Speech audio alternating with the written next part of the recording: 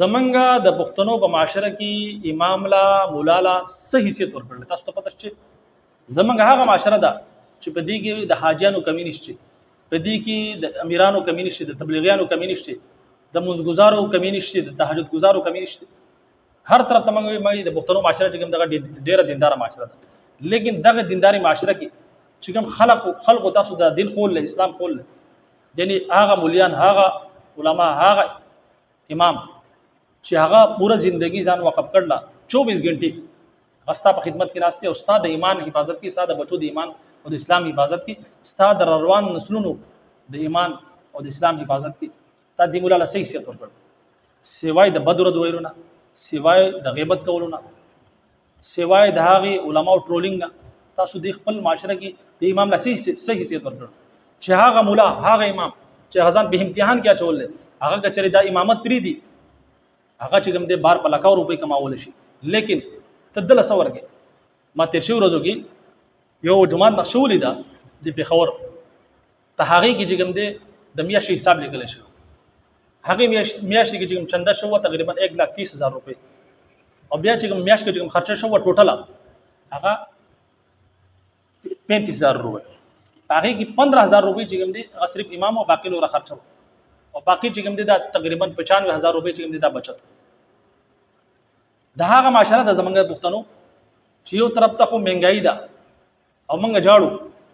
لیکن بل طرف ته دغه مهنګای په دور کې امام لا چې کوم دي صرف 15,000 روپۍ، زیات نه زیات چې کوم دي 10,000 15,000 روپۍ. دا پوش علاقه د پیښور په پوش علاقه کې د امام تنخواه سونه 15,000 روپۍ، چې کوم غریبي علاقې دي 5,000 6,000 7,000 زیات نه 10,000 روپۍ. او بل طرف ته چې کوم دی موږ بیا په دې امام څخه خبرې کو بدر دی. نو د دین تاسو اندازه لګول شي چې د پښتنو په معاشره کې د امام او د مولا صحیح حیثیت د ټکی برابر حیثیت نشته. هغه مولا چې کله ته پیدا کیږي نو په دغه وخت کې د دې مولا تا ته چې کوم دی ضرورت را پیخیږي اذان کې په وخت دغه مولا چې تلغونه لوي شي، دغه مولا تا ته چې کوم دی قاعده زده کوي، مونږ زده کوي، قران زده کوي. دغه مولا چې تل غټ شي نکاح دغه مولا کې بیا چې کله د بچی پیدا شي دغه بچو چې کوم خدمت ته دینی خدمت هغه دغه مولیان کې دغه مولا چې 24 غنټې ځان فارغ کړل او تعالی چې کوم د سار نه والے تر مسعودانه پوری مزونه پڑھاوي تبه خبره صرف راځي نیت تړي بس ودري. دغه مولا چې کله د دنیا لازم مري په دغه حالت کې د تجهیز او تکفین او د جنازي په حالت کې په دغه صورت کې چې کوم بیا دغه مولا چې کوم د ضرورت را پیخيږي، یعنی د پیدایش نه والے تر مرګ پورې دغه مولا ستاسو په خدمت کې لګیا دي او ستا هغه فائدہ کوي چې کوم د آخرت فائدہ ده، همیشه فائدہ ده. لیکن د هغه نه باوجود په دې معاشره کې پښتنو په معاشره کې د دې مولا صرف دومره حیثیت ټکی برابرم حیثیت نشته. بهرحال د خبرې مقصد دغه دی چې خپل د علماو قدر وکړي. دغه امام چې کوم 24 غنټې تاسو لپاره ځان فارغ کړل، 24 غنټې مر کې پوره ژوندۍ تاسو لپاره وقف کړل، دغه مولیانو خیال وساتئ، دغه امام خیال وساتئ، دغه علماو چې کوم د قدر وکړي چې قدر خونه کو نو بیا یاد وساتئ نه قدر وکړي کنه بیا الله رب عزت نعمت علی کچری نعمت داوا الله رب عزت بیا چې کوم د تاسو عاشر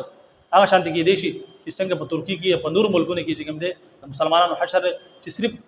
په نوم باندې مسلمانان دي، باقي هغه چې کوم دي د اسلام نه ډیر لري دي، هغه سیکولریزم طرف ته تللی، هغه چې کوم دي د اسلام نه ډیر لري تللی. او الله دې نه کی چې انسان د اسلام نه لري شي کنه هغه بیا بے مذهب شي، هغه بیا سم مذهب نه بیا روان نسل چې کوم دي هغه بیا بے مذهب وي. اسلام خو لري خبره. الله رب عزت موږ تاسو له د سمع او د عمل کولو توفیق راکړي. اجازه راکړي. السلام علیکم ورحمت الله وبرکاته.